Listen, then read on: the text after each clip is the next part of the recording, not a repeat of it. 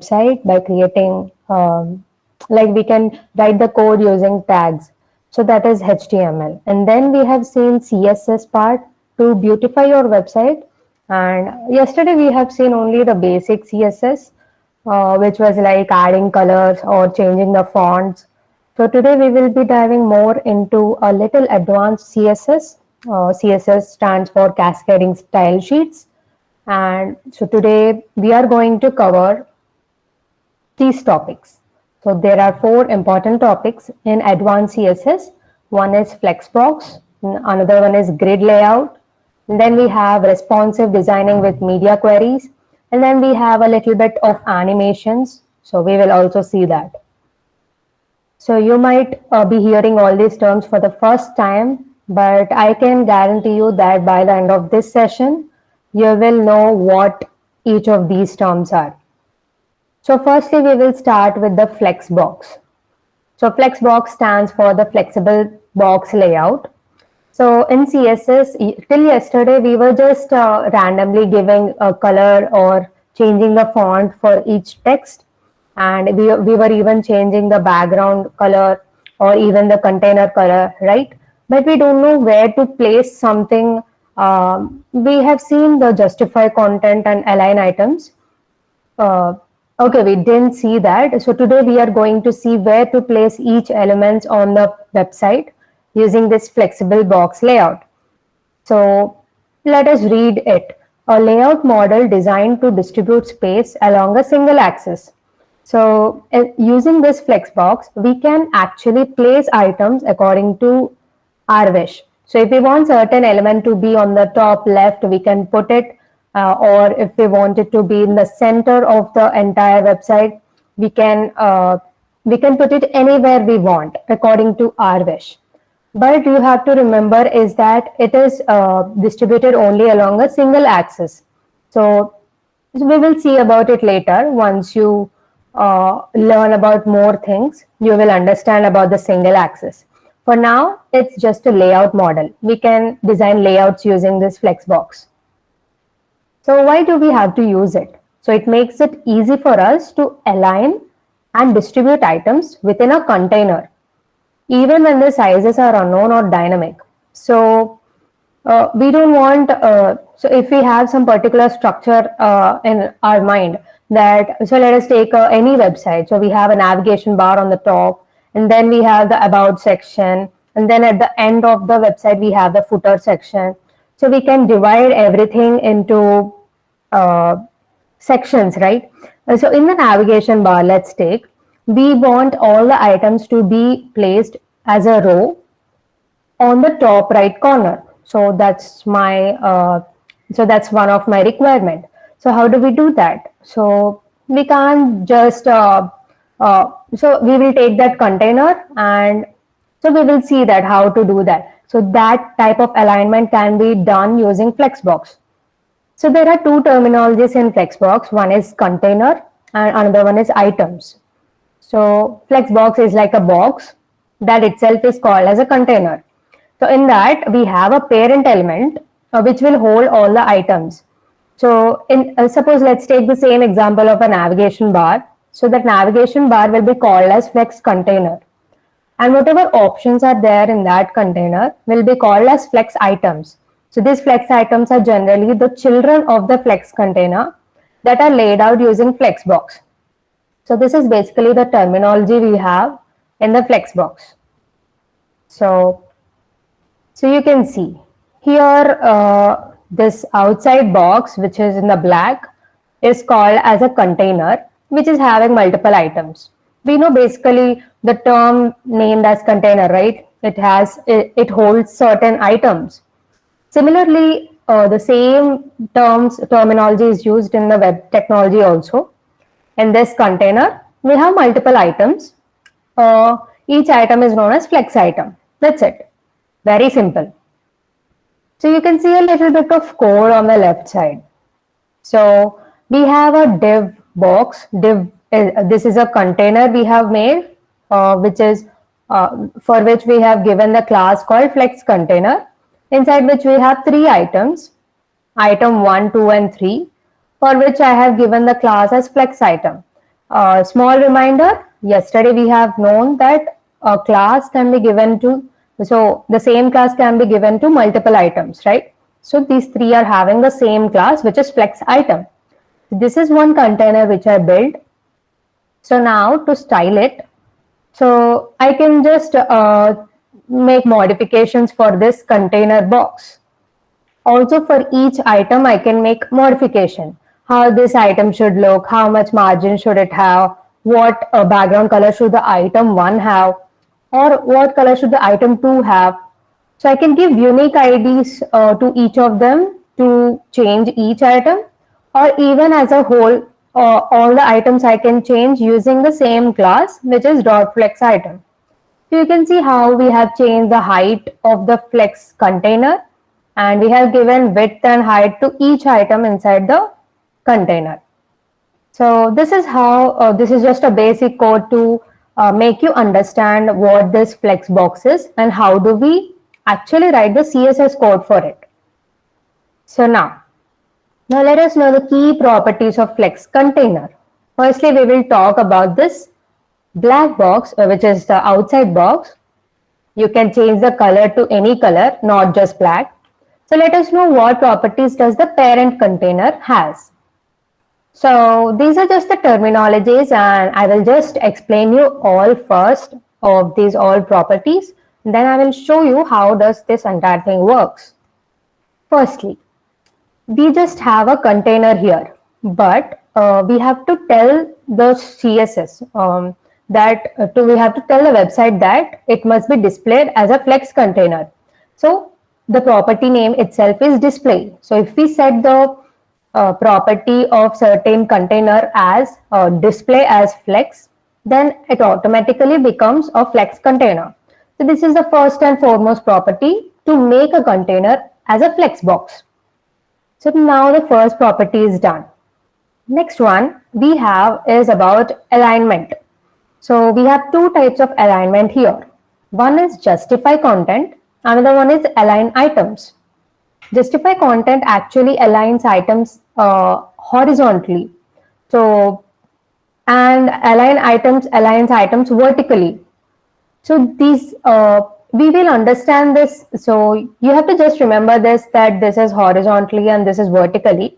But you will understand this when you see it actually, or when you code. So visually, when we see things, we can remember better. So for now, just remember that justify content align items horizontally, whereas align items vertically. We have certain values which we can give for this justify content, which is like flex start, that is at the start of the box, or flex end, from the end of the box, or in the center, or space between and space around. So that is about this. And we have stretch, center, flex start, flex end, baseline. There are multiple properties we can give to align items also. Now let us see the flex direction. It is not mandatory that all the items, so let me show you. Here we have item 1, 2, 3. It's not mandatory that the order of these items will be 1 to 3 itself. We can change the direction of items also. I can have 1, 2, 3 in from the right to left also. How do we do that? We can just give row reverse. Because it's a row, I want the items to start from the end. That will be row reverse. So this flex direction does that. So it specifies the direction of flex container items. So we have multiple directions also: row, column, row reverse, single column reverse. So single row or single column or row reverse, and column reverse will be starting from the bottom till top. That is about the flex direction. Now coming to the flex wrap. Specifies if flex items should wrap. So wrap is different from RAP. This wrap means actually if the container size is only this much, but the elements are exceeding this container, so there is extra element, and let us suppose we have a big box here. So that element, if there is no wrap, then all the items will be in a linear fashion, even though it is surpassing the box size. So if I give a wrap property, then that item will be coming into the next line. It will make sure that it is fitting inside the box. That is what a wrap does. So there are multiple options like no wrap, wrap, or wrap reverse. So these are the key properties of a flex container. So what about flex items? So each flex item also we can give some property. So we have flex grow, flex shrink, flex basis, and flex. So flex grow means we can give each flex item some ability to grow. So if there is some extra space, I can give a flex item a property or ability so that it can fill itself into whatever space is available. That is about flex grow relatively. So flex shrink also, each item, not each item, whatever item I'm giving the flex shrink, so that will give that item, particular item, an ability to shrink, to fit within the container. That is to become small. Flex grow means it will become big. So these both properties are always relative to other flex items within that container. So that is about these two properties. Now coming to flex basis. So we can give the initial size of an item before any space distribution. So the first item size can be given using this flex basis property. And then we have flex, using which we can define all these three things in just one property, using one property. So we can give flex and three values. So the first value will be of the flex grow, and the next property will be flex shrink, and the third property will be the flex basis. I can just give flex three values, and that's it. This is just a shorthand notation. So this is about a flex box and flex container. So now let us quickly see about all these what we have learned. And let me show you. So this was the this is the basic structure of HTML, and this is an amazing workshop. So in the body I have added a heading h1 tag and I've given an ID heading. This is an amazing workshop. And then I have added a div item, which is item 1. So for Flexbox, let me create first a container. So I will write a container here. Or for container, I don't need any name. So let it be like this. And firstly, I will give this div a class name, which is container. So let me give it as flex container. And inside this flex container, which is the parent container, I will give multiple items. So I can write item 1 and I'll copy this. Let us have few items in this. So each item I'm giving some number. So for all these items, I want a class. So let me give a class to each item. So let me add, let it be flex items. Or let me just give items and let me give this container, because this is not flex from the start. So let the name be container and let the class be items for each item. And I'm just copy pasting for all the items. So now we have created a parent container which is having some 7 items. So let me give one more, it will be 8. Okay, so this is what we created now. So this is what this is looking like. We have, this is an amazing workshop. And we have a div container inside which we have 8 elements from 1 to 8. Now, I want to change the container as flex. So firstly, I am going to styles.css. You can see here I have attached the link to the style sheet. From yesterday, we have learned that we have three types in which we can attach CSS code to HTML file. I'm using the external type that is by attaching a link to an external file. So this is the file in which I'm going to write the CSS code for the entire for this HTML. So now, what is the class name? For calling a class, we use dot, right? Yesterday we have seen this is a class selector. So what is the name of the class? It is container. So now dot container. What we have to do? For making it flex, I'm going to write display. And you can see I have got multiple options. I'm going to select flex. You can see how the elements were arranged. So by default, it's in a row. So all the elements are one after other in a row, this horizontal thing. Now, so this doesn't look so pretty, right? So for each item, I will give certain styling. So what is the item class? That is dot items. So let me give a border of 2 pixels, which is solid and black. You can see a border of 2 pixels around each item is formed because I have selected the class, and all these items are having this class called items, right?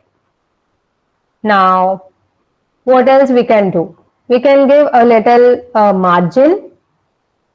So margin, what it does, so it will be giving a distance between all the items. So I can give a 5 pixel margin. You can see there has been a distance between all the items. Now I can see all the items clearly. Also, I will give some padding which will add the distance between this content and the border. So padding, how much shall I give? I'll give 2 pixels. So now it's clear. We can see all the items clearly. So this was a little bit styling I gave to all the items. So now display flex, I have made this box as a flex. Let me make a border around this container also. Border 2px solid orange. So now it is clear, right? So this is a container inside which we have multiple items. So now we have multiple other properties, right? What properties we have? For here, in the flex container, we have seen the display flex, justify content and align items, flex direction and flex wrap. So let me write flex direction first. Let me show you that. So firstly, we are having this direction as a straight a row, right? So I want all the items to be reversed. So I will write row reverse. You can see the items are starting from reverse, but as a row. But I don't want like this. I want as a column. So you can see all the items are displayed as a column, one after other in vertical fashion. Or I can also give column reverse. You can see you're starting from 8 and then ending with 1. There are multiple options you can explore. And now, so let me make the container big. So I can give the width and height. So let me give height as 500 pixels. You can see all the items have also stretched. So I'm going to give the items a certain height, which is 20 pixels. So now you can see all the items have got particular height. Doesn't look good.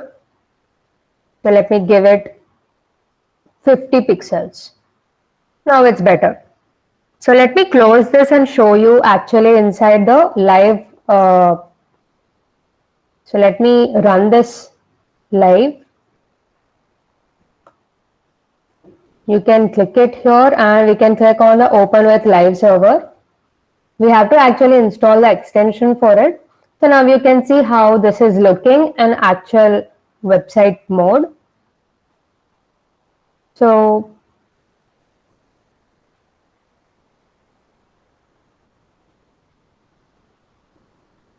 Let it be 30 pixels. Now it's looking better. So you can see the items are aligned to the left top left, but I want it in the center. So there are two properties which I have told, right? One is justify content, another one is align items. So let us first see what changes when I put justify content. So in justify content, we have multiple again options. So the most used are, so if we want even spacing between each item, then we can use space between or space evenly or space around according to our wish. So let me use space between. Let me show you like this. So let me write justify content and then let me keep it center. So now you can see all the items have come into the center. You can, as I've already said, justify content means horizontal axis only, it will be changing. So you can see it is moving from left, right, like that only, in a row wise. Then if I remove this and if I keep end, then what you think will happen? These all items will move to the right end. That's it. That's what has happened. And if I remove this and I just want these to be distributed evenly across this horizontally, then you can see they are distributed. This is how justify content works. But what if I want these items to be at the center of this container itself? Let me remove this justify content for now and I will keep the align items. You can see the options I've got. I want it as a center. So vertically, this items came to the center of the box. This is very visible, right? But it's opposite to justify content. Justify content we can like distribute these horizontally, whereas align items vertically. This was what I was telling before. So if I want it horizontally and vertically to be at the center of this container, then I have to set both this justify content as well as the align items to the center. So I can keep center, then there will be no space between them.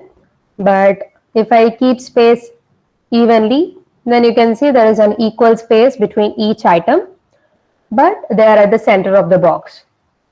So this is how we use the flex box to align the items inside a container. We can change this container size to anything we want, 300px. Yes. This was about the flex box. And about the flex wrap, if I have more and more items, so let me change the width of the container. So let me give it as 200 pixels. So you can see the items are more than the width of the container. So the items are coming out of this box, but we don't want that. If we don't want that, we have to set the wrap. What is flex wrap as wrap. Then you can see all the items are fit inside the container. We can also, by default it is no wrap, or we can also give the option by setting it as no wrap. That is about this. So this was all about Flexbox, and now let us see more about the next one. Let us now explore the next topic, which is grid.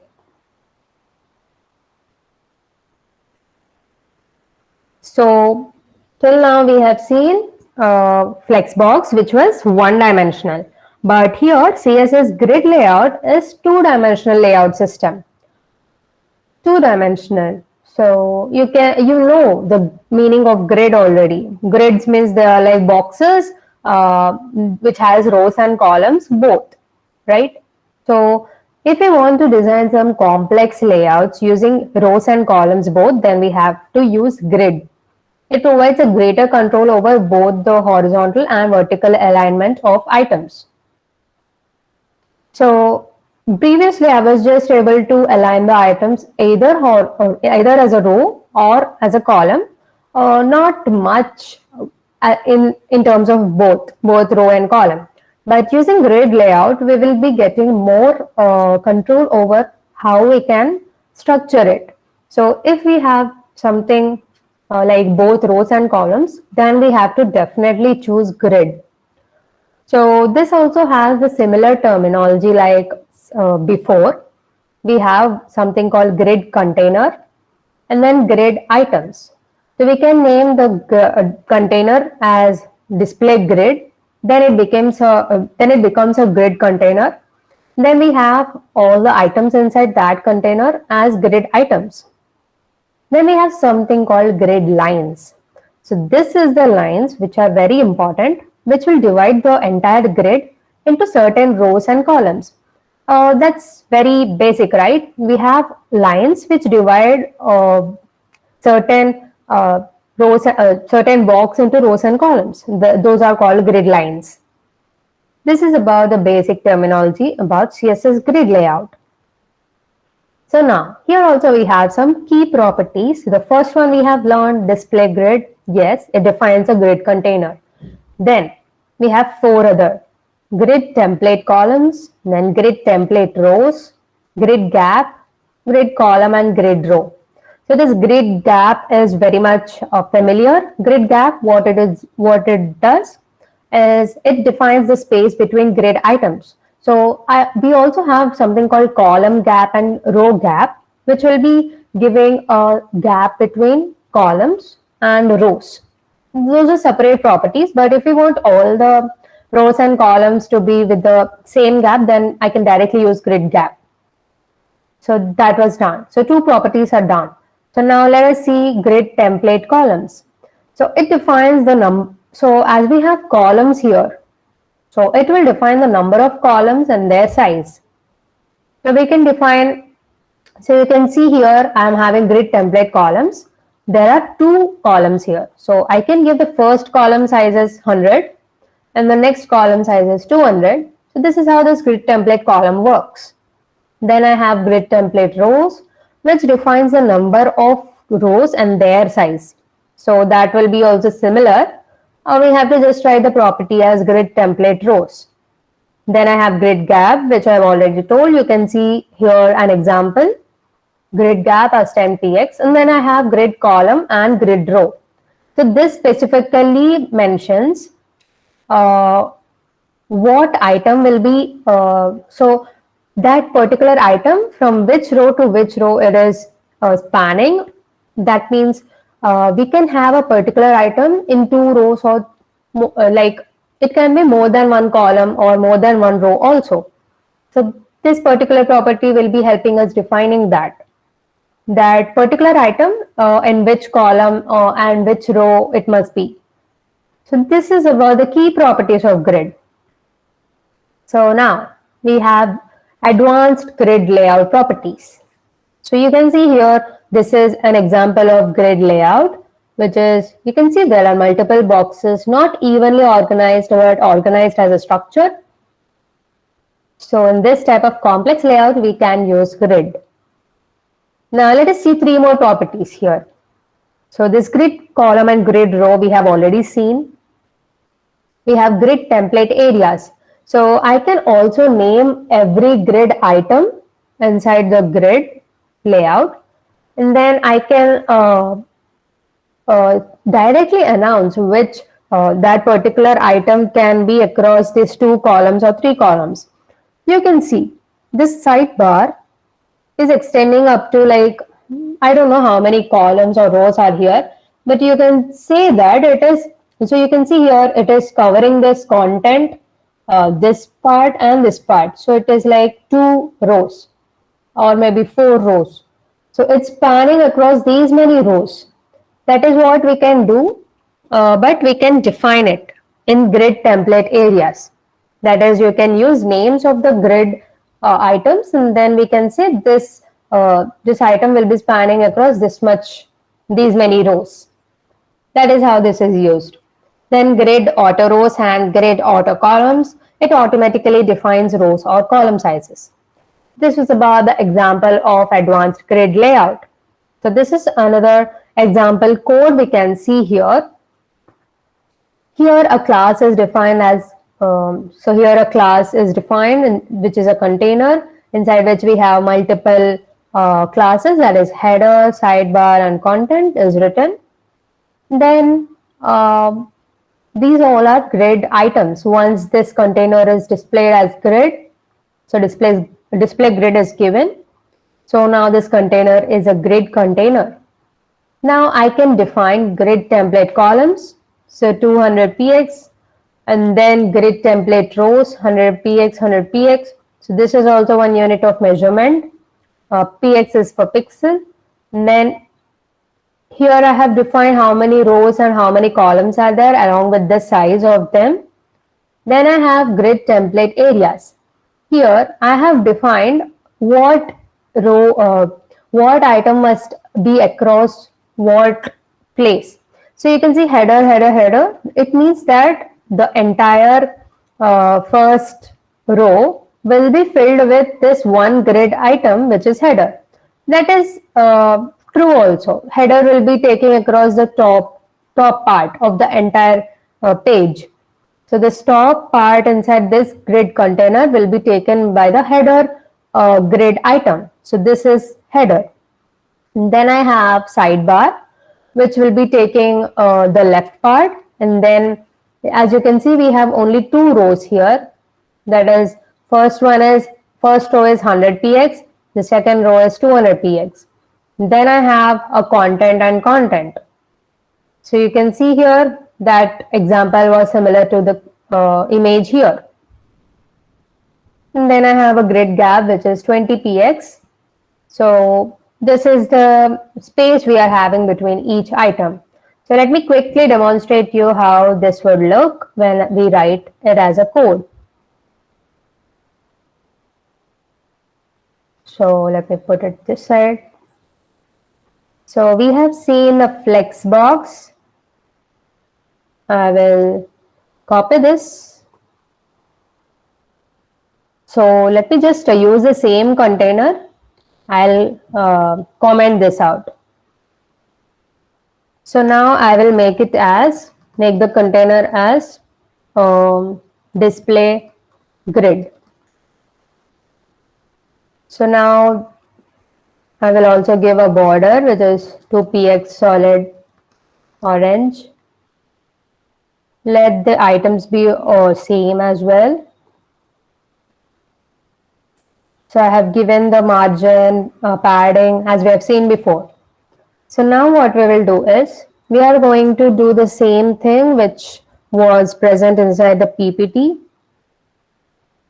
So here what we were having, we have made the grid, the container as a display grid, and we have multiple items also. So let me give the items, so let me remove all these items, or I'll just comment it. Now let me name this as a header and this as a sidebar and this as a content part. And I have to change the class also because they all don't belong to the same class because we have different properties for each of them. So basically, whenever we have same properties for multiple items, we can put them under the same class so we don't have to rewrite the code again and again. So now, what else is written here? So now we will just implement the same thing again. Grid template columns. We have it 200px. So this is able to define how many columns we are having and what size we are having. So let me write 200px was the first column size. Then I'll write 400px. So for now we can deal with pixels. So you can see how it is changing. So header, side and content. Let me give 200, 400 and 200 or 100 is enough. This was just an example. And now I'll write grid rows also. We are just making the, we are just declaring how many rows and columns we are having along with the size of it. So I can give 200 px and 400 px. So the first row will be 200 pixel size and the next row will be 400 pixel size.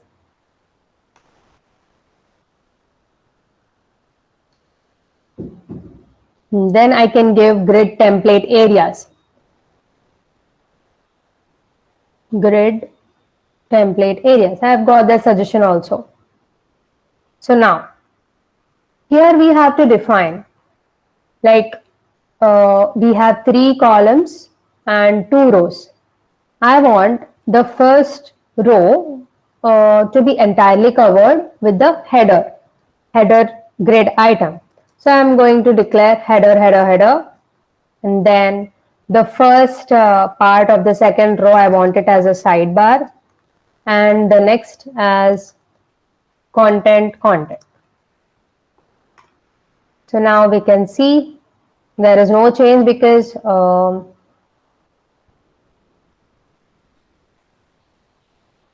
now I will also give a grid gap,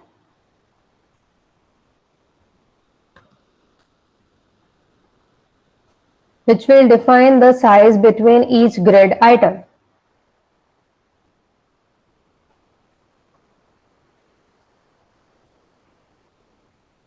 So now for so this items is not present because we have removed the items here. So now I will define header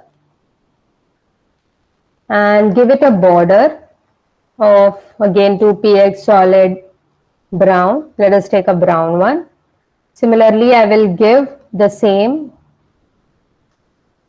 So let us define separately then. Sidebar, border, 2px, solid, green.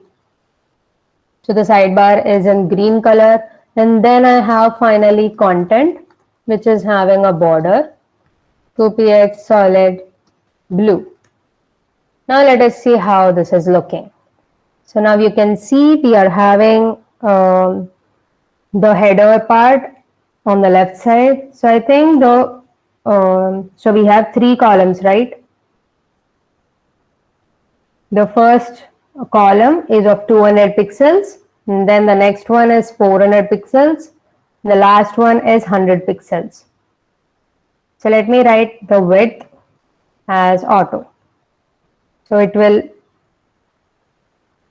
so this is also not sufficient, so let me decrease this as 200 20. So I want 200. So yeah, this better.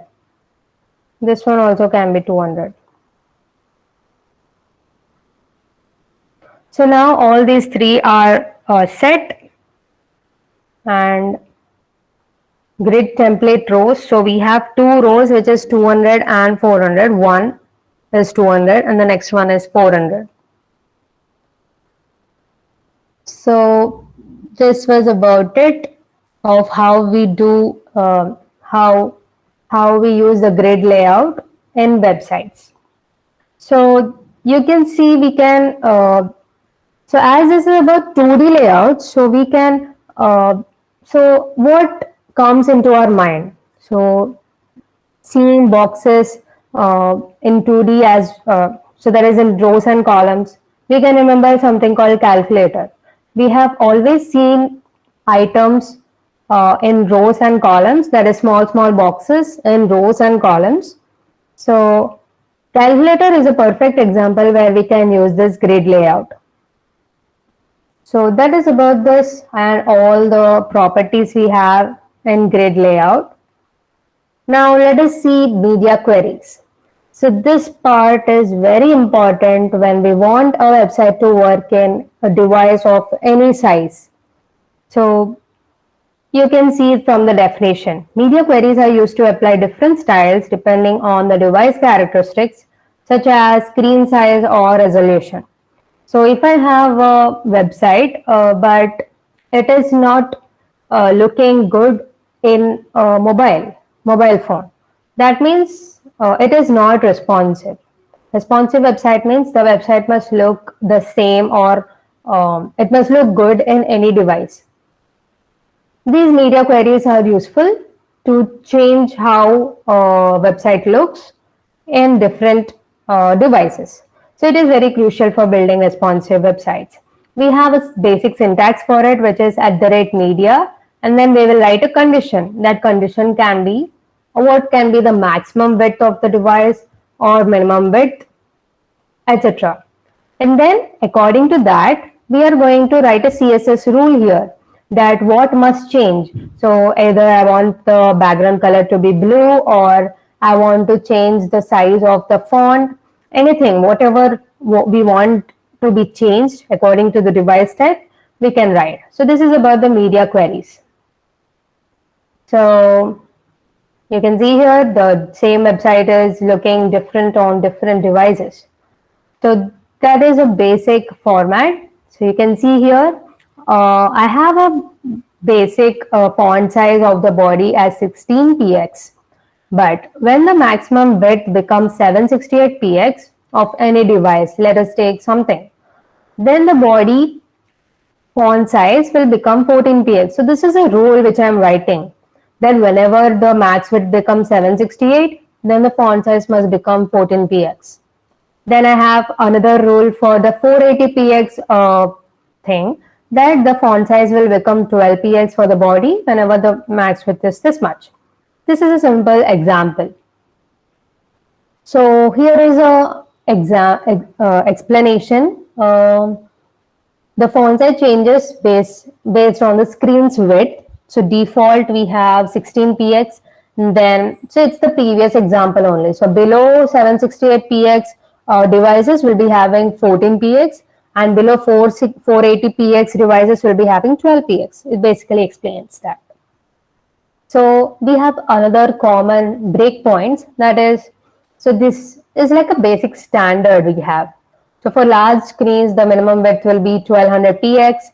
That is about 1200px will be having the same whatever rule we write. Then for tablets, we have 992, and for the mobile devices, we have 768.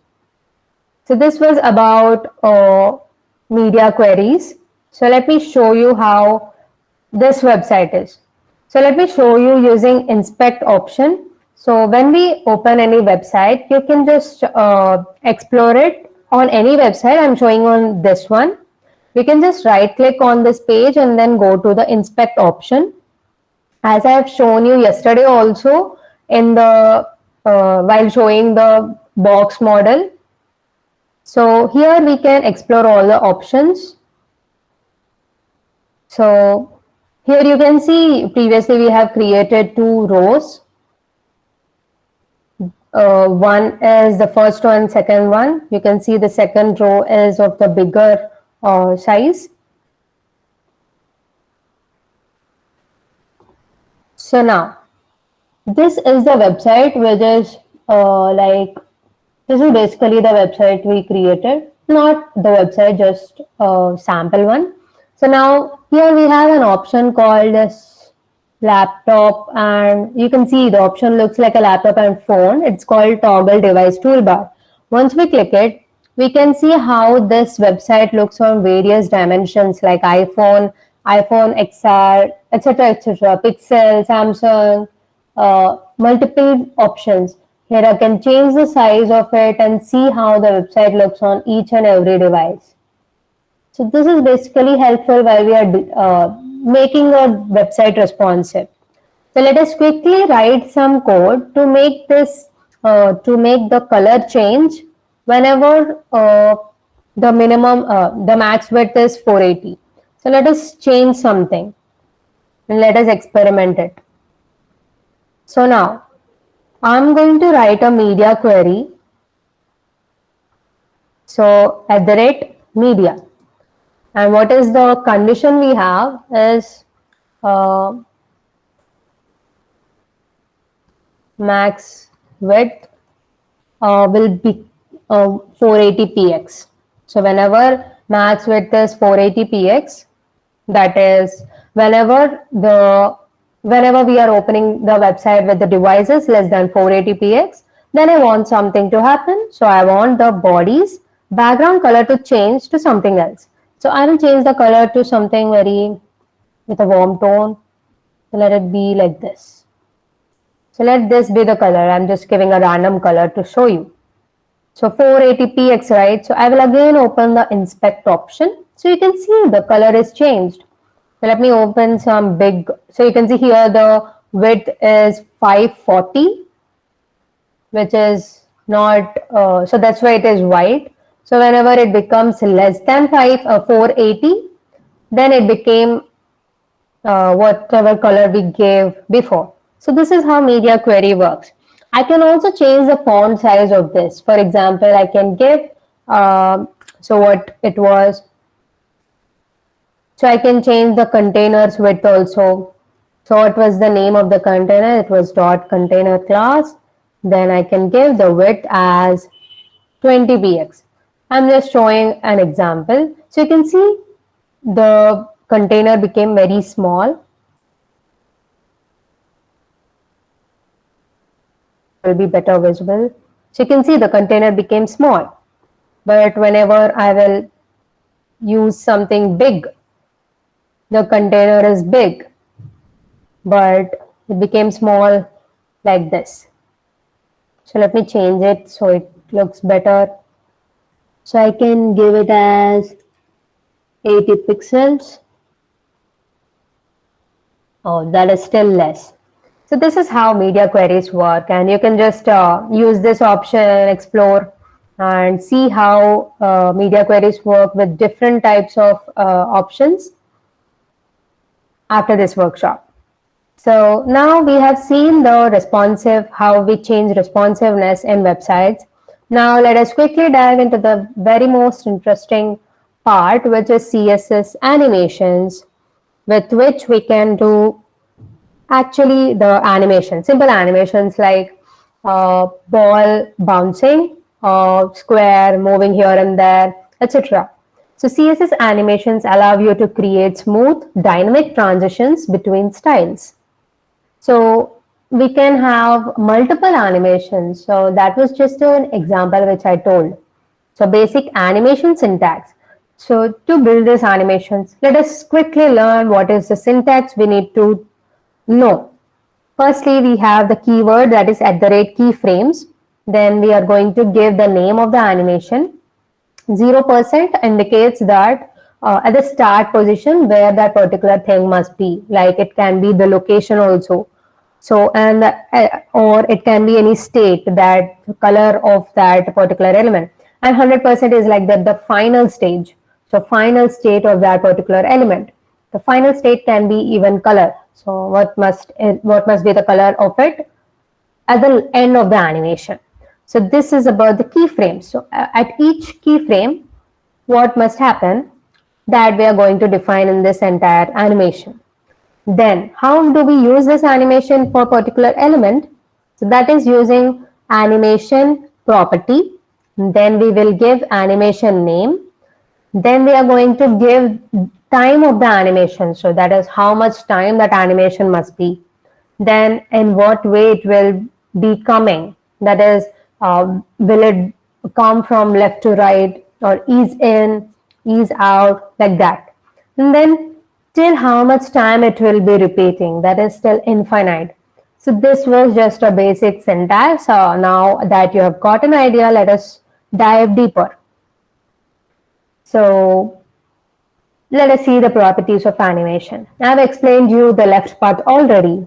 So now you have to just remember, now you have to just practice to remember the syntax, but you also have a lot of documentation. Whenever you want to do an animation, you can refer it anytime. There is no restriction. So at the rate keyframes defines the start and end points of the animation, as I've told you before. Then we give an animation name. You can give it like bounce or translate or move or spiral, anything. Then the duration, that is how long that animation lasts. Then animation timing function.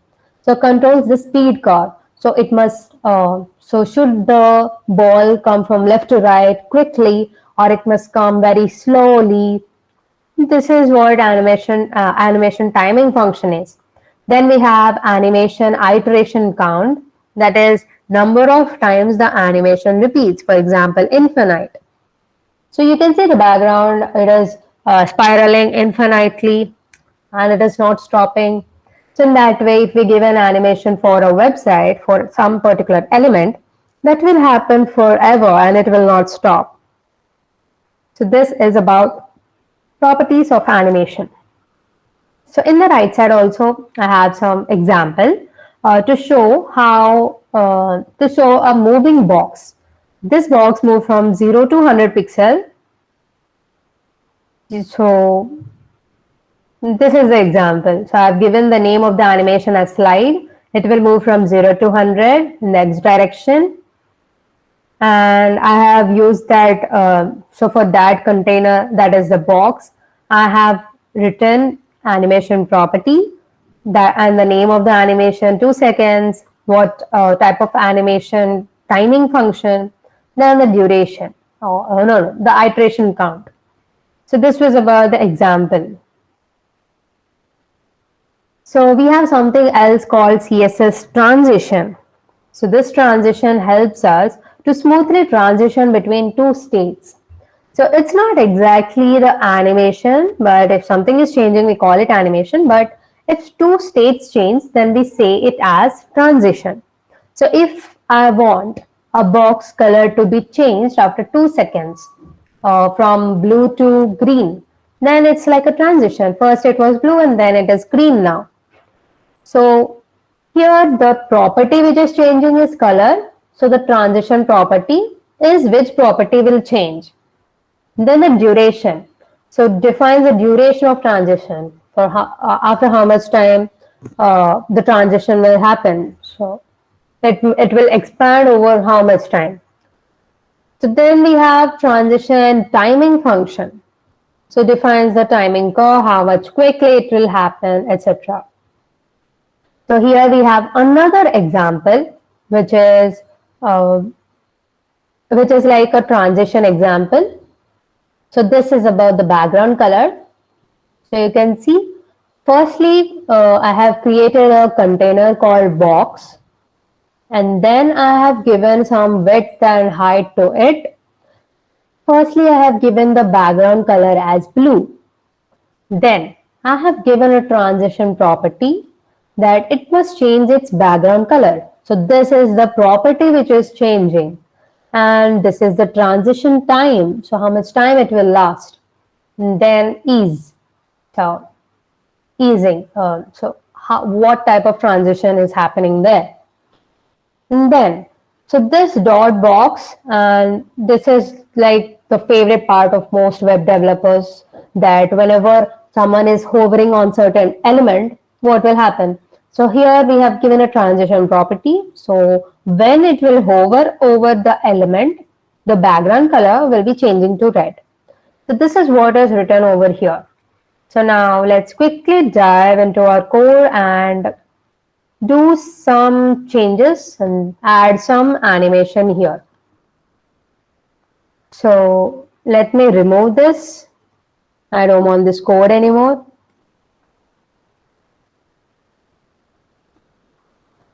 So let me comment it as a whole. So now I will create a div container to show you a simple animation. So now let me give a class to this. Class animate. I have created a container which is called animate. So let me comment these also. These are not needed anymore for us.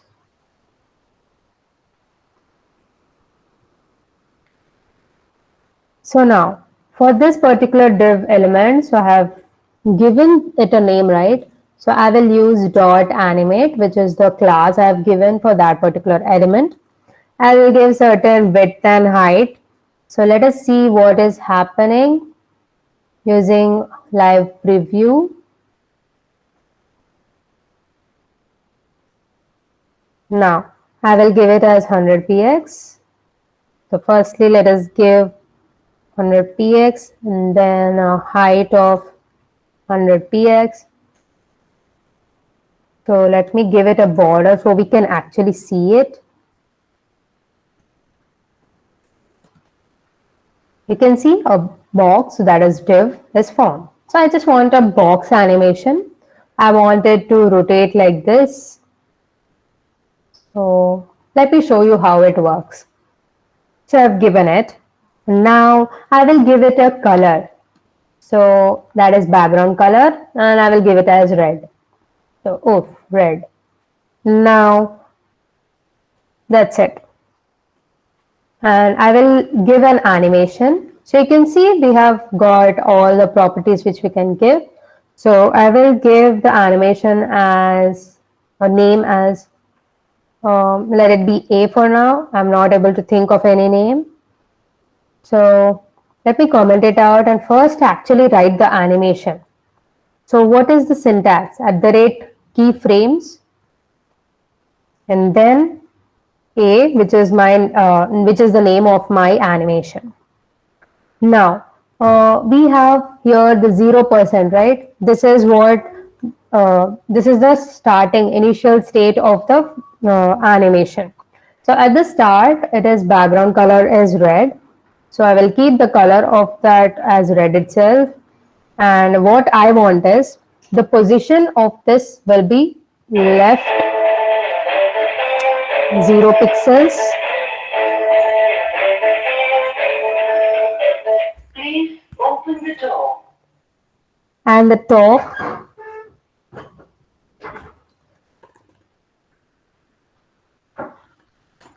okay, so these both are the position of this at the initial stage. The div position is at the top left, that is 0 pixels and 0. So now at the end, so let me write it after 25% where it will be there. So here it is. I want it to be here after half round. So here I can give the value as 25% or 75% or 100% according to the animation which we want to create. But for now, I want, so I have divided into like 4 parts. From here to here it will move and then here to here and that box will be moving from here to here and finally here to here. So for that, it's like it divided into 4 parts, 0 to 25% and 25 to 75, and then 75 to 100 and then it will return again to the original position. So at the 25% stage, I will give the background color as a yellow and the left, so it will be at the top, right? So the top value will be 0px and it will be at the right position, there will be 200px. So then I'm going to give 75%. So again, I'll change some background color to green and this time it will be at the bottom. So the property will be bottom. So if not bottom, let me give, so no. So firstly we have 0, 0, then it will be 200 and 200, 0, and then 200, 200. So the left will be 200 pixels. So we are actually measuring it from the left. So I'm giving directly the left property. So here also I'll give left property. And then from the top, it will be like 200 pixels. So I don't want uneven proportions. So it's going to move as in a 200, 200 box. So in final position would be here. That time the background color I'm going to give as red again. And left is going to be, so here I have missed out another option which is 0, 25 and then we have 50%. So this is not a basic animation. I'm showing you what type of thing which we can do using this. So I'll give black here. So 0, 200, and then here it will be 200, 200, and here it will be 0, 200. From top it will be 200 and from left it will be 0, and here it will be again 0, 0, which is the original position. So this is basically our animation, which is called A. Now let me uncomment this one. Then I have written the animation's name as A. The duration, let it be like 5 seconds. And then we have timing function. Just let me remove this all and let us write what we actually need. And then I'm going to write linear and infinite, which will be like how much time this will be lasting. So this was about the property which I have written.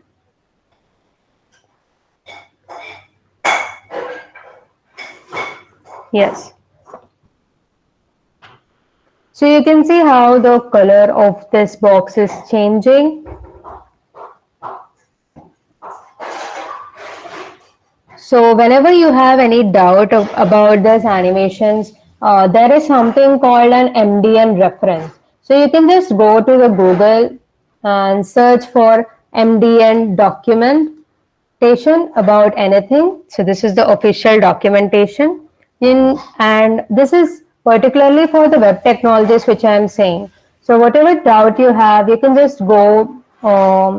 And if I want to learn about CSS and MDN documentation, you can see I have got it. So you can just go to the animation part. You can learn it here.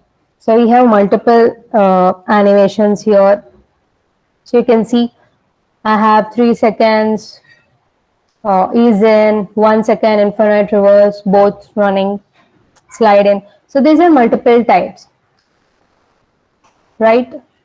So here we can use this website particularly for web technologies. So now let me show you another type of thing. Let me remove this.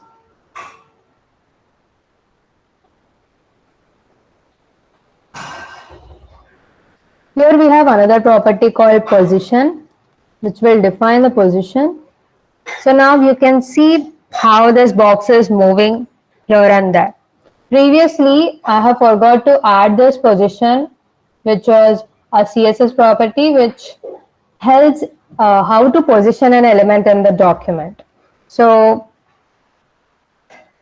this is a basic animation which I have made. So firstly it was here and then it went to the right. So you can see second part yellow and then black and then green and then finally it was red again. So this is a simple animation. So that's it.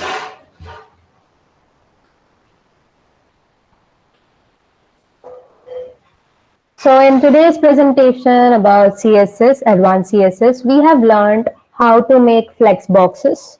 And flex boxes actually are the layouts which are basically used for one dimension, which make us easy to distribute the space along a row or a column.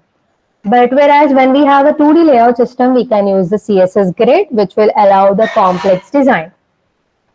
So you can ask, you may confuse about Flexbox and grid, but it's better to remember this as 1D and 2D. Whenever there is 2D, you can definitely use grid. And then we have also learned about responsive design, which ensures how good your design looks and different types of screen sizes. Then we have also seen about CSS animation and transition. So we haven't seen the live demo of the transition. You can definitely check it out by yourself. So these both actually add a lot of interactivity and movement to elements. So for your website to look dynamic for the users, you can add the CSS animations and transitions. And you're definitely free to check out the official documentation. So that is MDN Docs by going to Google, and you can go around and play with different types of properties. There are more properties beyond this webinar too. So that's it from my side. Thank you very much. And I hope you all will be experimenting a lot by learning multiple things. And the next part is you have Bootstrap and then JavaScript. That will also add a lot of interactivity. So stay tuned. Okay, thank you, Preeti. The session was really amazing. Yeah, next we have Sahitya, your next instructor, who will be teaching you some of the bootstrap concepts. She'll be introducing you. So, Sahitya, over to you.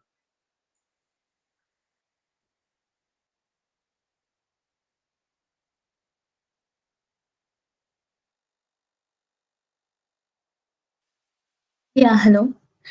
Uh,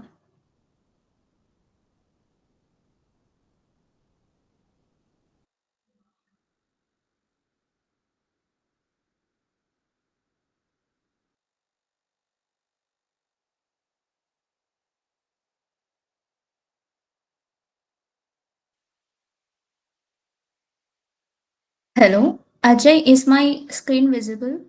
Yeah, it's visible and you're clearly audible. Okay, okay. Yeah, you can go on. Yeah. Good afternoon, guys. I hope you're all enjoying this WebStat sessions. And I am Sahitya, treasurer of IEI chapter. And today I'm here to instruct you about the most popular and powerful front-end toolkit that is Bootstrap.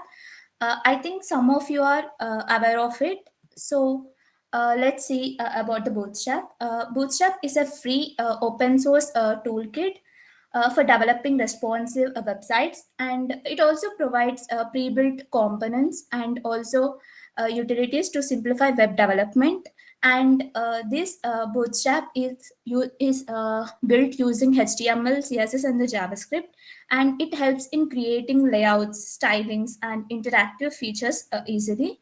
So, by using the Bootstrap with the minimal coding, you can create the complex designs and the layouts. So, there are many pre-built CSS and JavaScript components, which saves your time while maintaining the high-quality designs. So, in this session, so now let's see the benefits of the Bootstrap. So firstly, it helps to build a responsive designs. So the classes, the components, and the layouts present in the Bootstrap can automatically create a responsive design, which can adjust to the different screen sizes. And also, it contains the pre-styled components, like which saves the time to build them from the scratch. So we having the pre-style components like buttons, forms, and navigation bars, and also we have the cross-browser compatibility in the Bootstrap. So you can view the same design across the different browsers like Firefox and the Chrome. And we will be having the customization options in the Bootstrap. Like if you wanted to include your own styling in the CSS, like after taking the components from the Bootstrap, you can override them by using your styling. So now let me show you the official documentation of the Bootstrap. So for that, you can browse like getbootstrap.com. So this is the official website of the Bootstrap, where you can find the different components, components and the forms, pre-built components and the layouts. And yes, so firstly, to integrate these Bootstrap into your code, firstly, you should include the CDN links. CDN links are it's a content delivery network links, where it can deliver the contents like CSS and JavaScript, which is present in the Bootstrap. So to include this in your HTML code, you just need to include the CSS and CSS and JavaScript links in your HTML code. So to include that, you should copy this link, and let me show you how to use this in your HTML code. So let me create a this.html file. Sorry,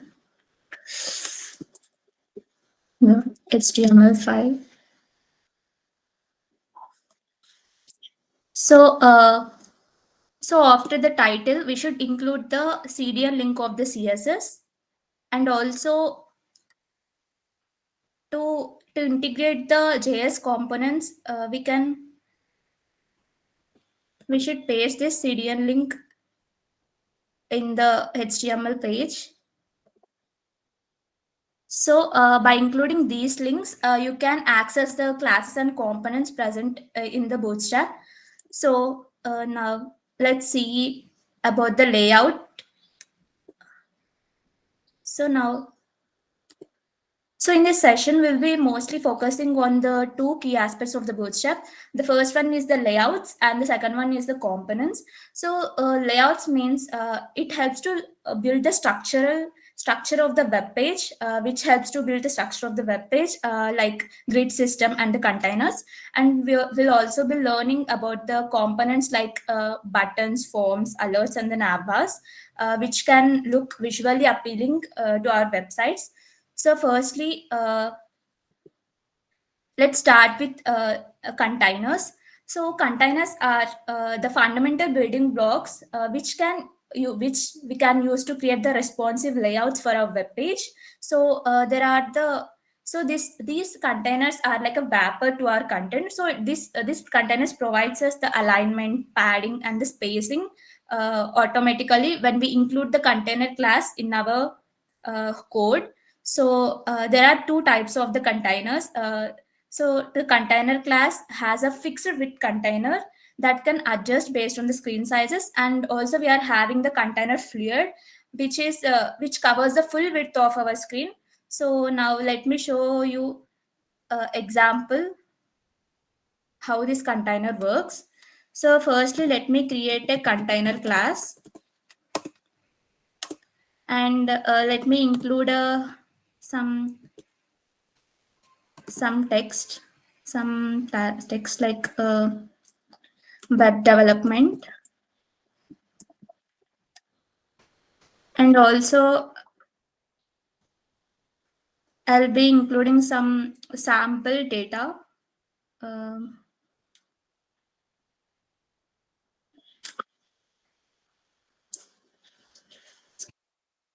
in this file. So now let's see how it looks.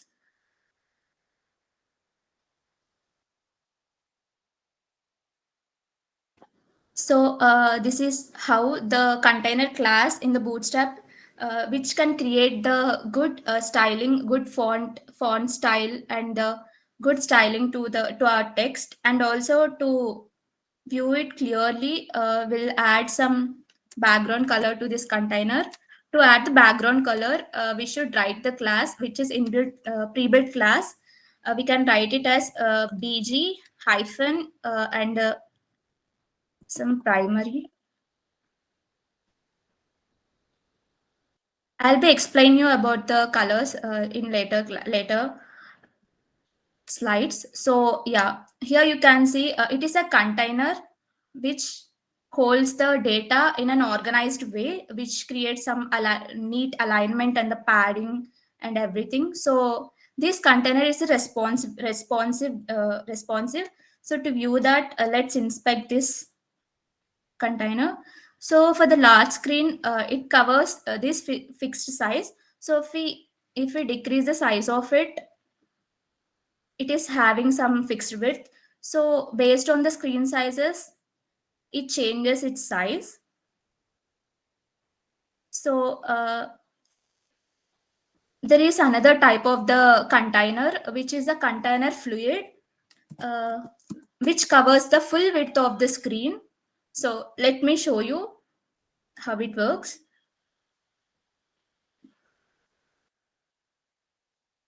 Yeah, it covers the whole screen. So if we change to any screen size also, it covers the whole width of the screen.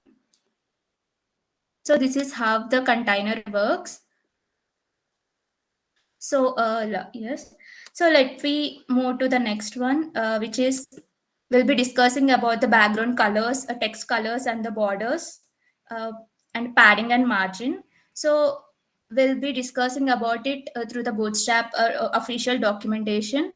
So in the utilities, we can see a background color section.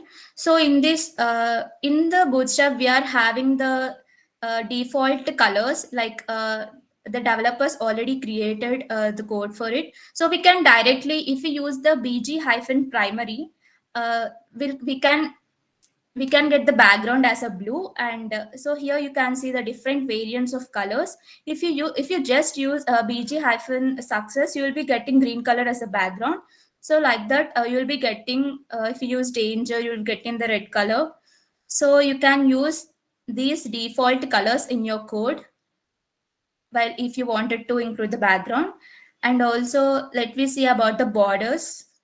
So the borders also, to integrate the basic border, you should include the class as a border. And also if you wanted to include the border at the top, you can mention the border hyphen top. So to include the border at the end, you can use the border hyphen end. So like that, if you wanted to add some colored border, you can write the class like a border and the border hyphen primary. So like this, you can add the borders to your content, or to your cards. And let me move to the colors. So the colors are, like if you wanted to add some colors to our text, we can use this colors. Like we have already discussed about the background colors, that are primary will be used for the blue color.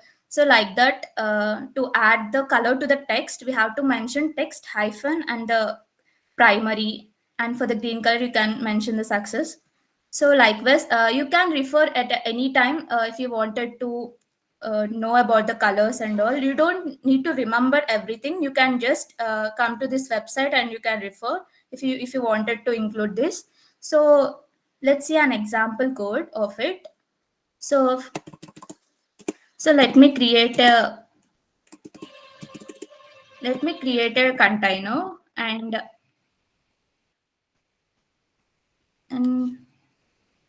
we'll give a background color as a blue color, which is primary in the Bootstrap. And let me give some text like IEI student chapter chapter. And so if we wanted to add some border to it, we can write the border space border hyphen. Let's give a green color, which is a success. And let me add the text color as a black. For black, we'll be writing the dark.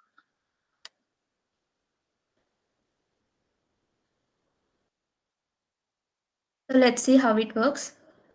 So here you can see uh, the text we are having the black color, and the background is, so it is not visible clearly. So we'll change the background color to info, which is the aqua color.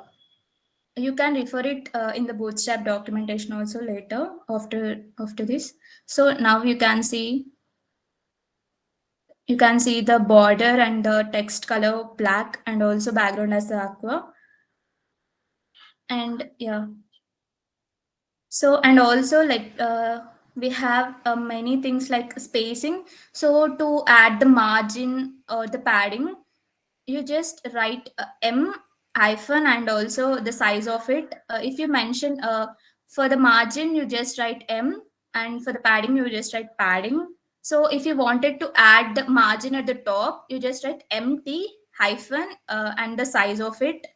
So here you can see the sizes. So based on your requirements, you can use it. And yeah, let's move to the next concept. So now buttons. So Bootstrap also contain the pre-styles and also interactive buttons.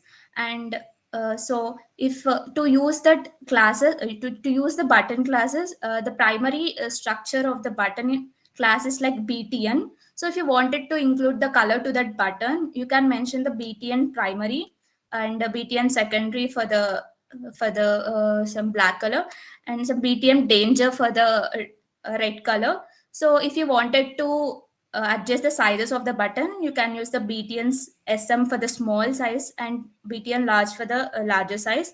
And also here you can see the example. So if you wanted to create the outline button, you just write btn hyphen outline hyphen and the color you wanted to show it the outline. So there are different types of stylings for the buttons. And yeah, you can try it out in the from the bootstrap documentation also. And now let's move to the next one, which is the badges. Badges are like small pill-shaped elements. Use it to highlight the additional information like labels or the counts. So these badges are like you can see here, the 99 plus, and this pill-shaped one is a badge. So here, when we get the notification from from the WhatsApp, we can also see this this round-shaped one. We call this as the badge. So to create that, we just write the class name as the badge, and to make the shape for it, we'll write the shape to make it rounded shape. So we can write for it as a rounded pill. And to change the text color, you can just write text hyphen and the background. To change the background color, you just write text pg primary, and you can customize it based on the requirements. And yes, so let's see the next component, which is alerts. Alerts are used to display important messages or notification. Like suppose if you are logged into some websites, so after logged in, you can see the notification like pop up like you are successfully logged in. So to display that message, we'll be using the alerts. So let me show you. So let me show you the example for these alerts.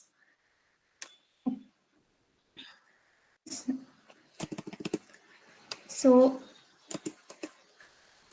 let's create a div.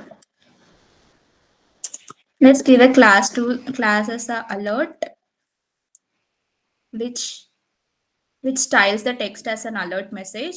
And also you can give the background color to the alert as alert hyphen let's give some green color, which is success in the bootstrap. So after that, let's write some text as congratulations. Congratulations, uh, you scored 10. So yeah.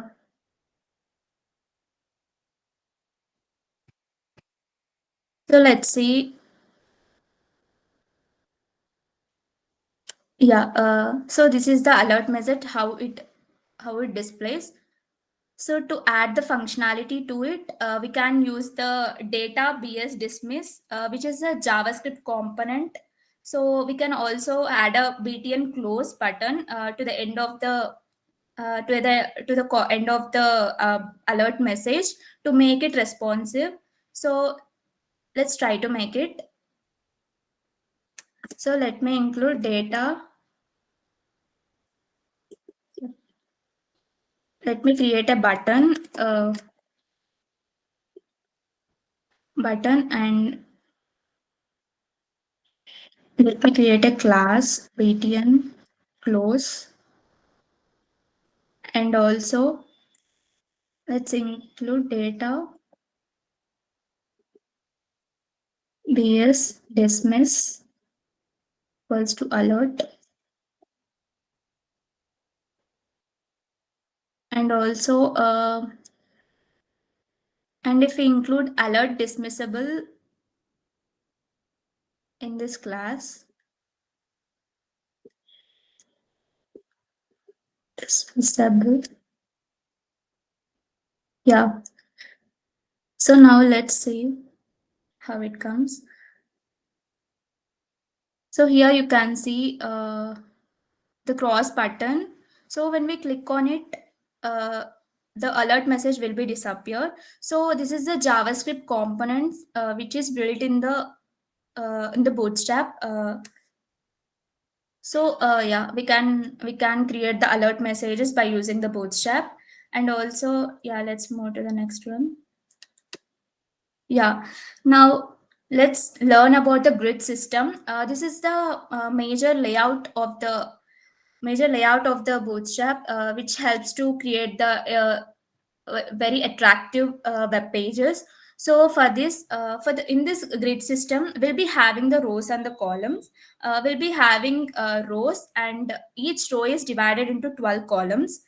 Let me show you the example of the grid system. So yeah, so let me show you in the documentation. Grid system. Okay. It it is in the layout section. Yeah. So in the grid system, you can see. So firstly, we'll create the row, and in the row we'll divide the columns. So in a row we can divide the 12 columns. So based on our requirements, we can divide the columns. So if we give a row class, and inside the row if we give the three columns, the whole part is divided into three parts. So we can also mention, so based on the screen sizes also, we can mention the sizes. We can mention like, if we wanted to column has a whole screen, we'll write the class name as dot column sm hyphen and number like 12. So let me show you an example of it. So firstly, let me create a container, and inside the container we'll create the row, and inside the row we'll create the columns. This one column and second column. So to view these columns, let's give some background color as this as a primary, this is a success,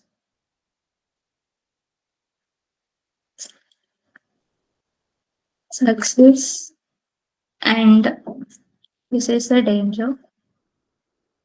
So now let's see how the row is divided into the columns.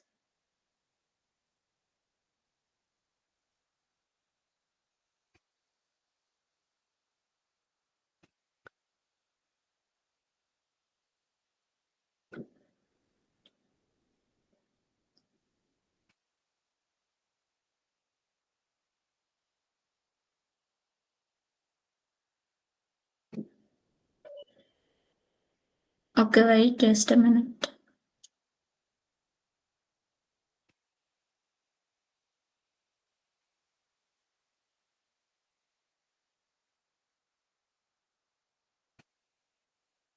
So we can divide the row into the columns by using this grid system. So if we give hmm,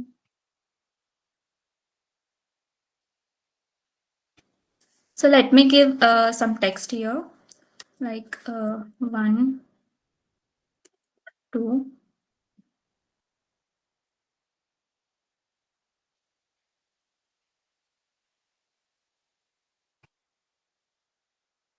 So yeah, you can see here.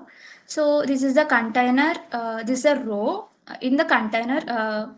So we are having a row. So in the row we have divided we have divided the row into the three columns. So yeah, if we how many columns if we mention in the row, we'll get so we'll get the equal distribution for that columns. So yeah, let's see. Yeah, you can see we have 4 columns. So you can also mention the size of the. You can also mention the size for the columns also if you wanted to give the different sizes for the columns. So as I said, the row has 12 columns. You can give distribute the columns like equal. Like you can give the four columns to this one to this div and 4 columns to this div and some 2 columns to this div and also 4 5 2 to this one. So you can also customize this divs. So you can see here it got the 4 columns and these two got the 4 columns and also this got the two. So likewise you can also customize by using the bootstrap grid system. You can also, if you wanted to create some cards in a user interface, you can use this system like row column by creating the grid system taking from the bootstrap. And also, yeah, let's move to the next one, which is, yeah, here you can see the example. So the next one is the forms. So in the Bootstrap, we are having the inbuilt forms. So for that, let's see in the, so there is a separate section for the forms. So if you wanted to create the form like this, email address and the name and the input field. So for this, you can directly refer this code. So by writing the form control class in your code, you'll be getting this type of styling. So yeah, like type of styling. And also, yeah, you can also give the sizes for it. For form control, if you give the form control hyphen lg, the form input will be the will become the large. And also you can also give the small form control hyphen sm for the small. So likewise you can refer it. You can also create a form form for the by using this bootstrap forms. And also select. So select is like if we wanted to display the different options in the form, like this, you can use this code, this class form hyphen select. If we include this class and also this styling, you can view this type of select input field in your form. So and also, yeah, and let's go to the checks and radios. And here I think you already known about the checkboxes where we can tick it. So for this we'll be using the form hyphen check with hyphen check class from the bootstrap, which we can include in the code. So let me just copy it and show you how it works. Let's clear this.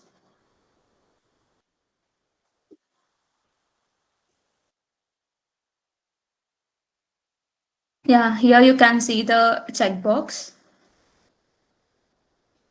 So the Bootstrap will provide the automatic checkbox here. And for the radios also we'll be having the same. We can write the form hyphen check to get the styling of this radio button.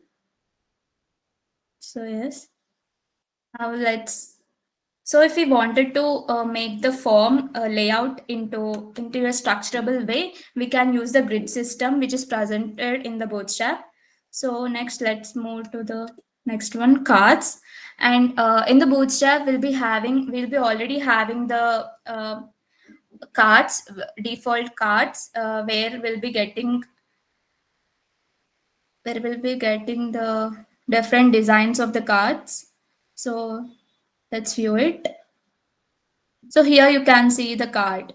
Here you can include the image and the card title and the info of it. So you can just directly copy this code and You just include here.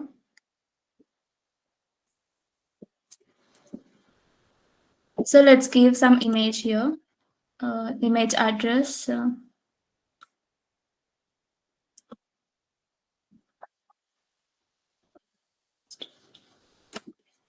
Yes.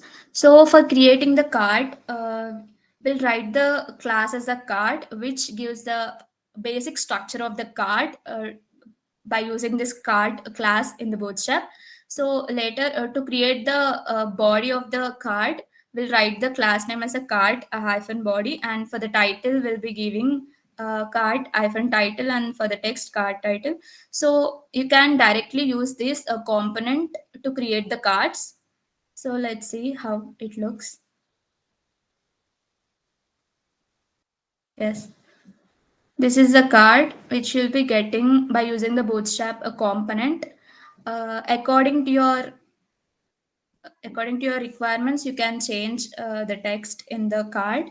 And also there are many different types of the cards available here. So you can also include the image and the text of it. So for this, you can use this HTML, this code.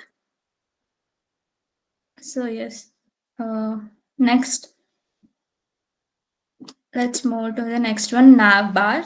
So in the bootstrap, we'll be having the responsive navigation components present in it, which contains the links, brandings, and the drop downs.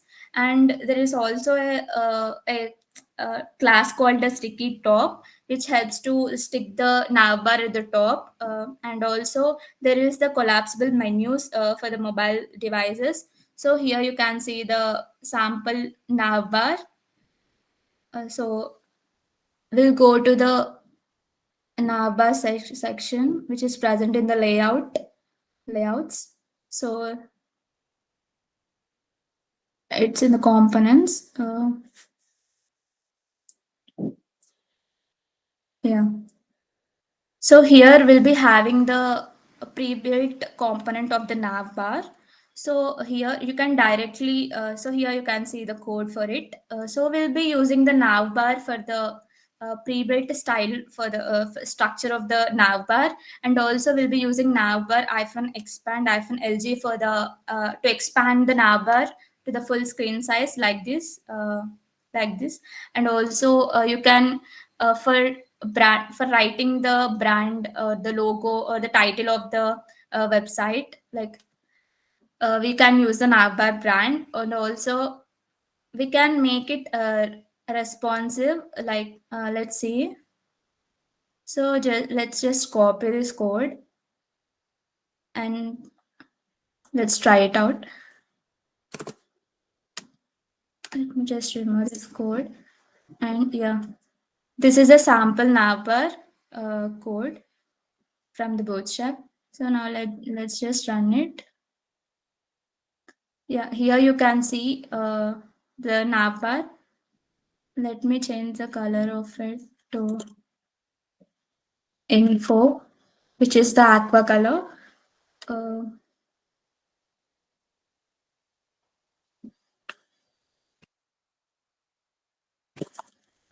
Background info.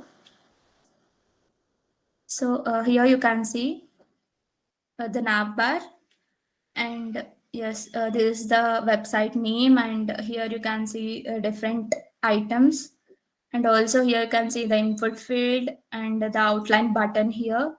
So you can directly take this component from the bootstrap, and you can include in your projects for the development, and this will be helpful to create the UI very attractively, and also within less time. So let's move on to the next one. Yeah.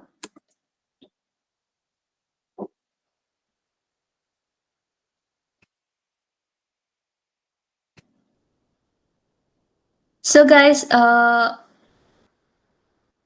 wanted to create a mini activity using this grid system, and also using the cards in the bootstrap. So if you guys are interested to implement by yourself also, So if you are interested, just raise your hand so that we can build a mini activity using the Bootstrap components.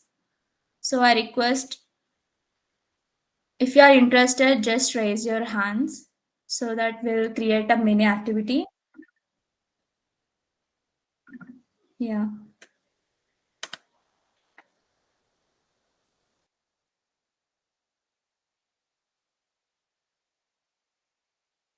Okay, guys. So, firstly,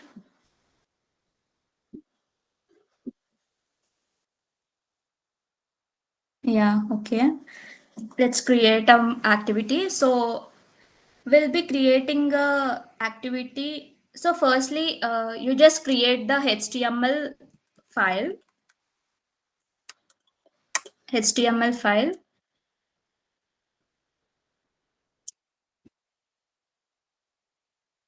Uh, so now we are going to create a web user interface where we can see the different cards containing the movie, like the series, and the name of the series and the information about it, and a button. And also we'll be creating the navbar, sample navbar, and also the cards. So we'll be creating it using the grid system and also navbar presented in the bootstrap. So I request everyone to please create an index file, index.html file. So let me create a file with another name, film note.html. So,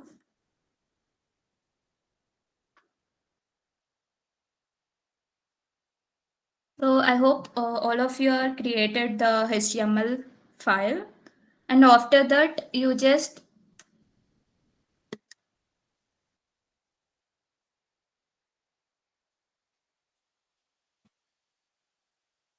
so yeah, if you just click on the exclamatory symbol, and if you click enter, you'll be getting the boilerplate code of the HTML. So in the title, we'll be writing the film note. So this is the title. Now I request everyone to include the links of the CSS and JS from the Bootstrap website. In the introduction itself, you can see here, you can see the links for the CSS and for the JavaScript. So you just copy these two links and paste it in your code. So below the title, you paste the CSS link of the Bootstrap, and also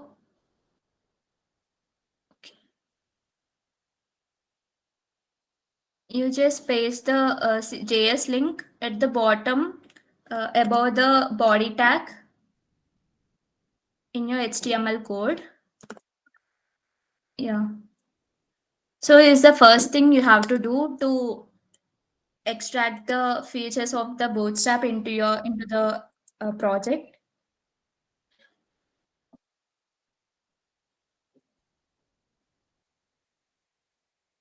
So after that,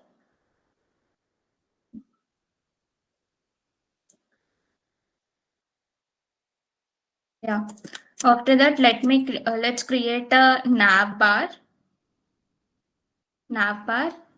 and for creating the basic structure of the nav bar, we'll be writing the class as the nav bar, and to give the background color for it, we'll be writing background, and we'll give some dark color.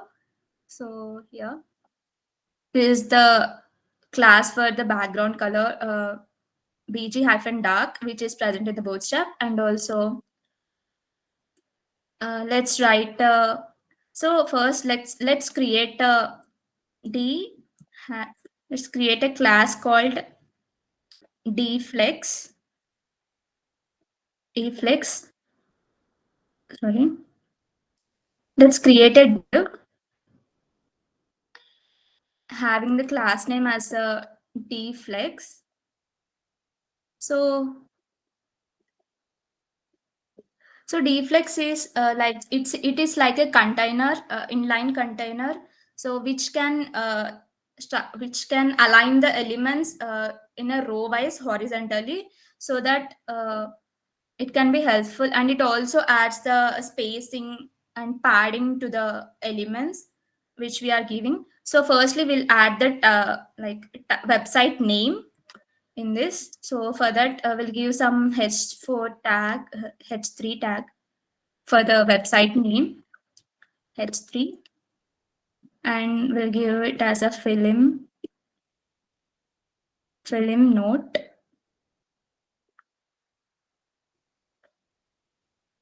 So we'll be giving the navbar class, which is a navbar brand, which we'll be using to style the website name. And also we'll be creating some like links, anchor tags like home, different sections like home, movies, and cities. So like that, we'll create some anchor tags. Home. Let me give the class name as link nav link. So now if we give some anchor tag, like if we include the link, it can also style that link has a good, it gives some good styling to it. So let's write the hrefs.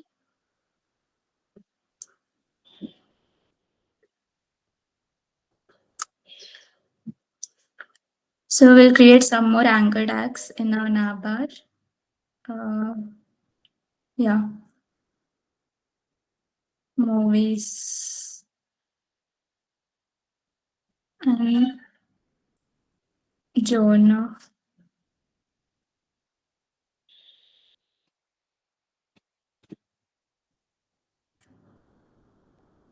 Yeah, now let's see how it is created.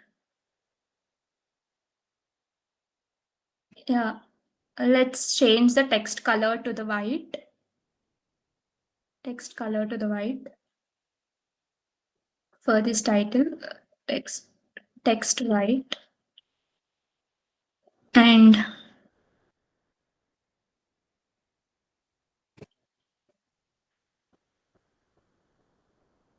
text.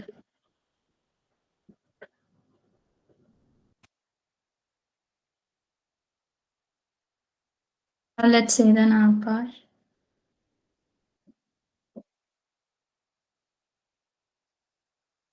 Yeah, now let's create the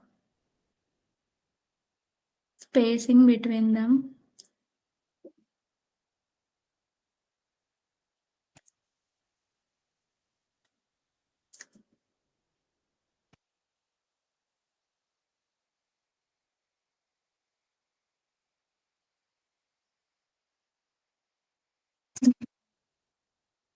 So let's add some padding as to this navbar.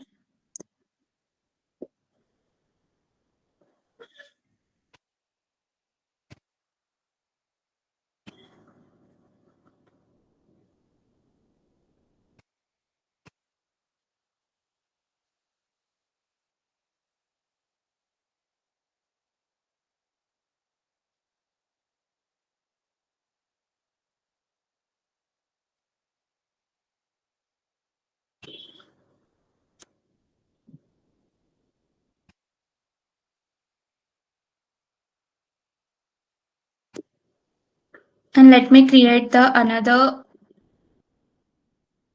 deflex for the input. Sorry. We're also creating the input field for searching the movie, and also the search button. So for that, let's create another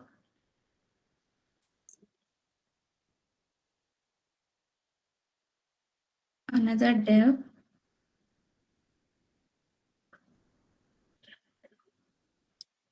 Let's give it a dflex and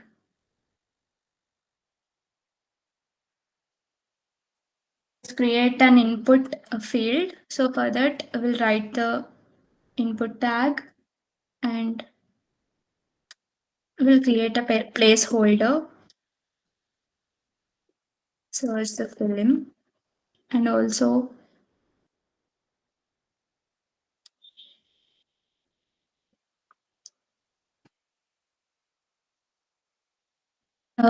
giving the bootstrap class, which is the form control to style the input field. We'll be using this class from the bootstrap to style it. So yeah. Next, we'll be creating a button for the search. So for this, we'll be creating a class like bootstrap class, which is ptn, and we'll be giving some color to it, which is we'll give some outline color. Outline. White.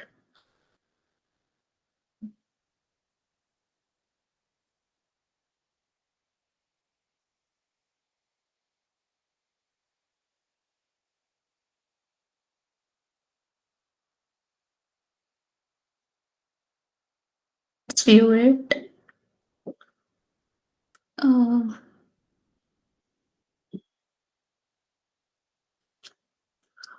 So here an outline, scale, light.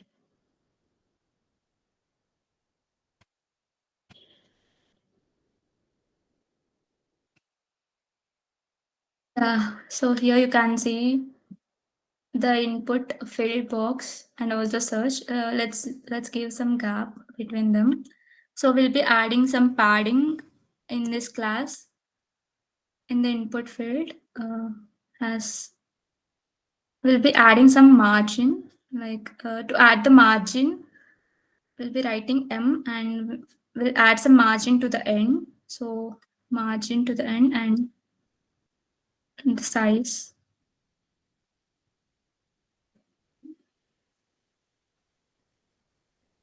Yeah, we got the space between them. So this is the sample navbar we have created. And let's give some spacing between them.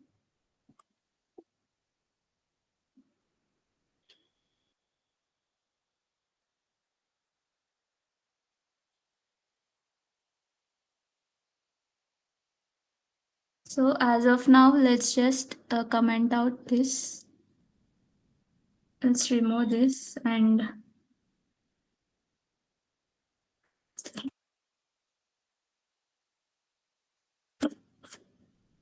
we'll just remove these three.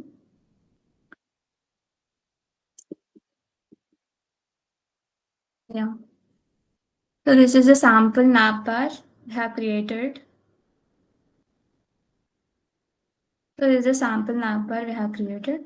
So next we'll be move on to the cards. Like so we'll create a container. We'll be creating a container, and inside the container we'll be placing the cards of the movies.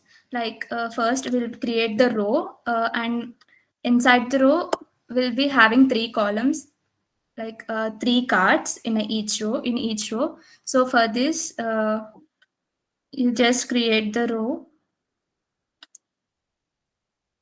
and for the card, you have already seen that for creating the card, we'll writing the class name as a card. So for that, let's create a div. Let's create a div first, and let's include the card class to create the card. And also, it is a column having which occupies the four columns. 4 columns, and inside the card we'll create the image. First we'll be including the image at the top, and title and information, and also the button. So to include the image, we'll write the link address of the image. So I'm already having the sample image link, so I'll be pasting this inside my image source. And also to style the image tag, we'll be writing class as a card image, and yes, and then next we'll create a card body which contains the card title. Let's give a title of it. It's a Squid Game image, so let's give a Squid Game name as a title. And next, let's create the information. So for that, we'll write the name as card text. So let's include some info about it inside it. Okay. So yeah, and let's create a button. So let's create a button, and we know that we'll be using BTN for the button styling, and BTN and some color with primary. And let's give the button name as a view. Yeah, this is a sample card. Let's see how it comes. Yeah, here you can see the sample card which we have created using the uh, classes in the Bootstrap. And let's add some gap between the navbar and the cards. So let's add the margin bottom. I will give some 3.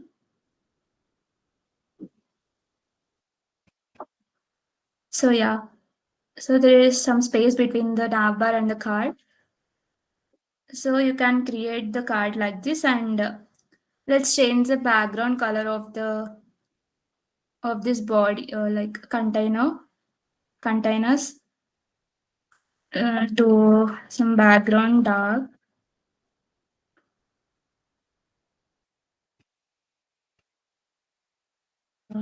And let's see.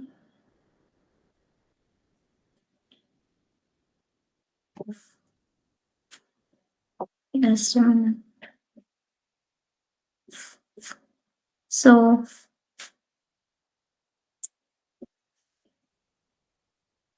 firstly, let's just add the other 2 cards. Like in a row, we wanted to include the 3 cards. So we'll be copying this same card.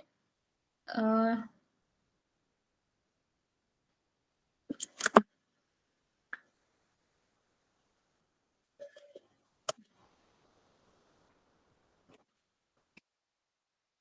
yeah.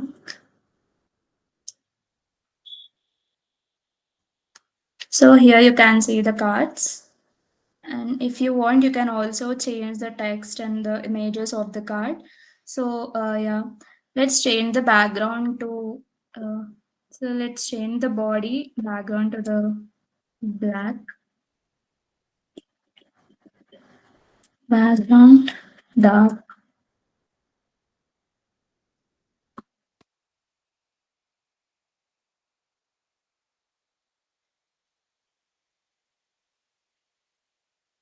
Yes.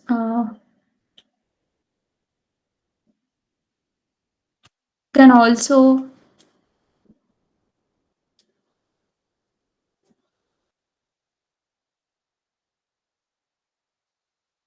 we can also make these cards as a responsive. So for the small screen, we'll be making to view the card. One card will be viewed in the small screen, and for the medium screen, the two cards will be viewed. So for that, we'll be adding a column. For the large screen, we'll be having uh, four columns as a one card. So for the medium screen, we'll be having two cards. And for the small screen, we're having 12 columns as a one card. So we can include this to make it responsible and to view it in the different screen sizes. So let's include it, and also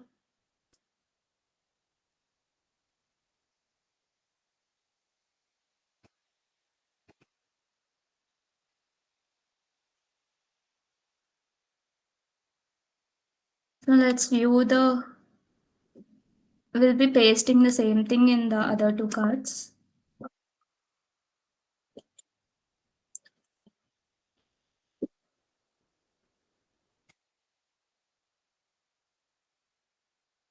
Now we can check the responsiveness of the cards. So let's inspect it. And so in the large screen, you can see the three cards, and when you decrease the size of the screen,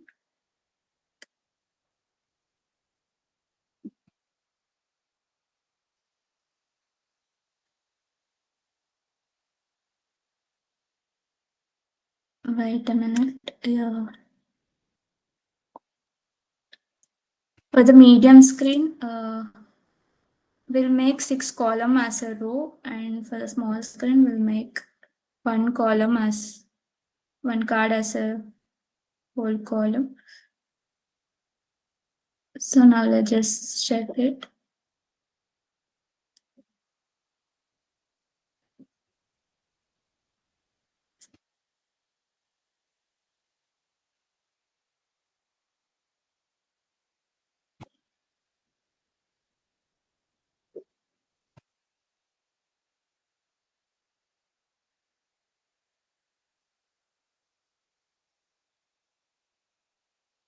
Are you guys following what I'm telling?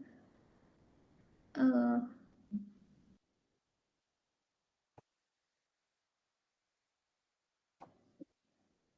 So actually, you can directly copy the code from the bootstrap and you can make it. But for understanding, I'm doing it. I'm writing everything.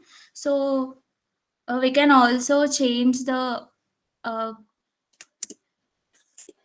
we can make it more attractive. We can change the background color as dark. Mm, yeah, got it. And we'll change the text color to the white. Text white.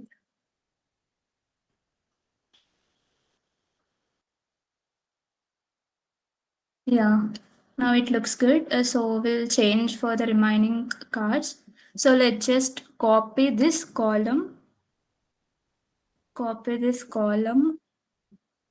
and let's remove this both columns, and let's paste it. Okay, let's copy it.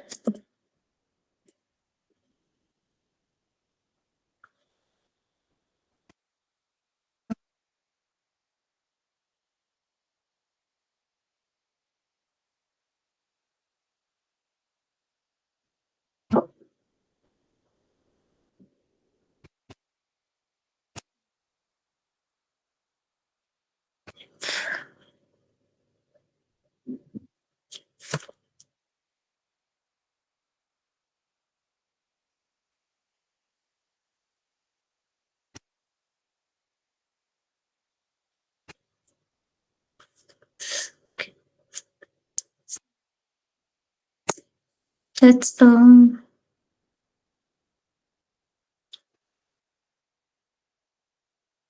copy and paste here.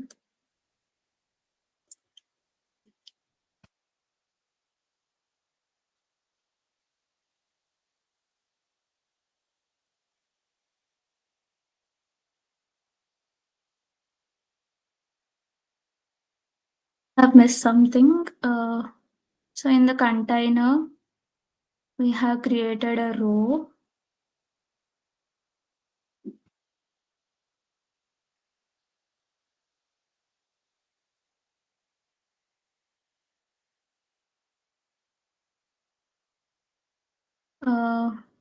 I created a row and column.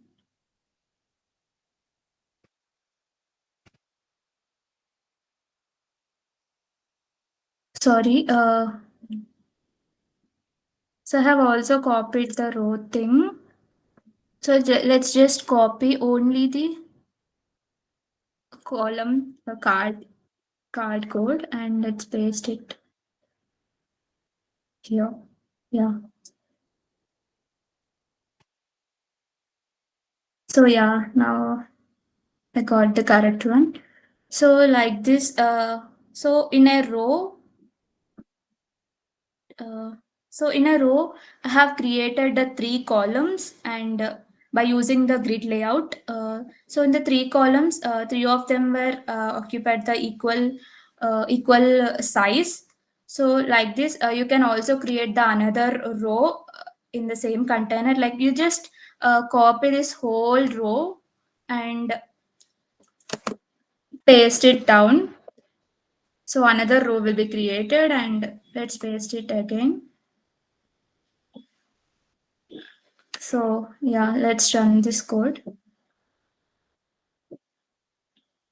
Yeah. Now you can see different so many cards. So like this, you can create a good UI by using the Bootstrap card components and the navbar. So you can also, if you wanted, you can also change the images of the other cards, and you can create a UI like this within a less time.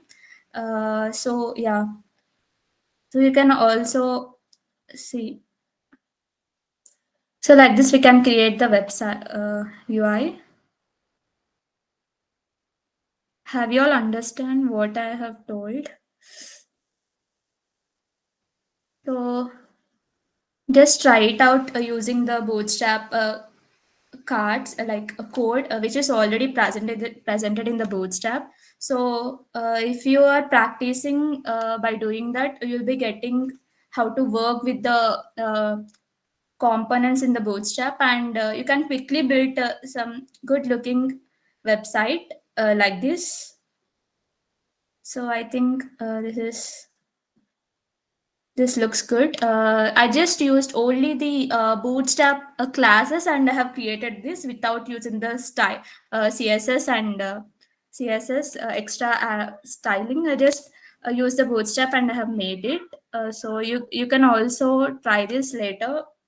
And I suggest you to go through the Bootstrap website and documentation and learn the components. And there are many things in the Bootstrap website, like you can also create different layouts, and you can create the forms. There will be pre-built forms, and also there will be many components, and the JavaScript components are also present in the Bootstrap. So I'll suggest you to please go through the Bootstrap website and learn from it. So yeah, so that's it from my part. I hope you guys learned something from this session, and let's keep learning.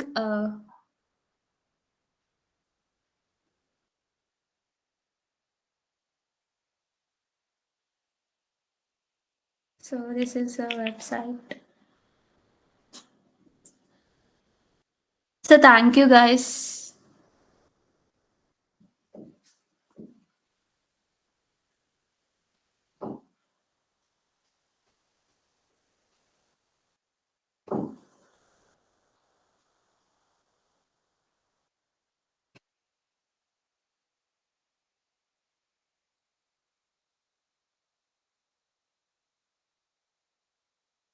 Yeah, Thank thank you, you. Thank you, Sahitya. Sahitya. Yeah. Moving on, guys, we are finally having a quiz, which will be conducted by Srivatsa. Srivatsa, over to you. Yeah, Anna. Hello everyone, I hope you are all doing great. It's time for the quiz and I believe everyone knows the rules.